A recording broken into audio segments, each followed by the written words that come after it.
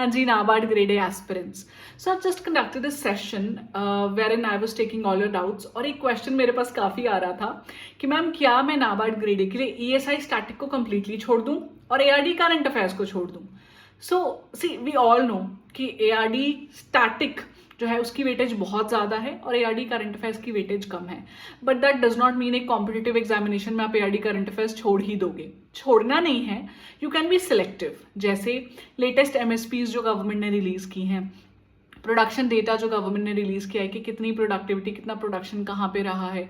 उसके अलावा नाबार्ड की एनुअल रिपोर्ट आप कवर कर लीजिए और एग्री और रूरल डेवलपमेंट की स्कीम्स तो आप एनी हाउ करोगे क्योंकि वो इकोनॉमी का भी पार्ट है. ठीक है, इतना कर लो छोड़ने की बजाय. Similarly when I take you to the ESI static part, तो ESI स्टैटिक की वेटेज कम है, 15 से 20% वेटेज हम मानते हैं, बट उसको छोड़ना सही नहीं रहेगा. उसकी बजाय आप 6 चैप्टर्स कवर कर लो.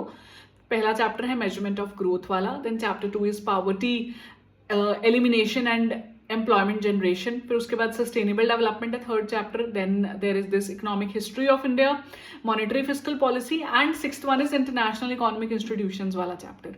तो ये 6 चैप्टर्स कवर कर लो और कुछ मत करना. और ये 6 चैप्टर्स भी आप PDFs के थ्रू कर लो अगर टाइम कम है, आंसर राइटिंग बाद में कर सकते हैं. सो ARD करंट अफेयर्स हम कम करेंगे, स्टैटिक ज्यादा अच्छे से करेंगे. ESI में स्टैटिक कम करेंगे, करंट अफेयर्स ज्यादा अच्छे तरीके से करेंगे, छोड़ेंगे कुछ भी नहीं. ठीक है, I hope this resolves all your queries. All the best.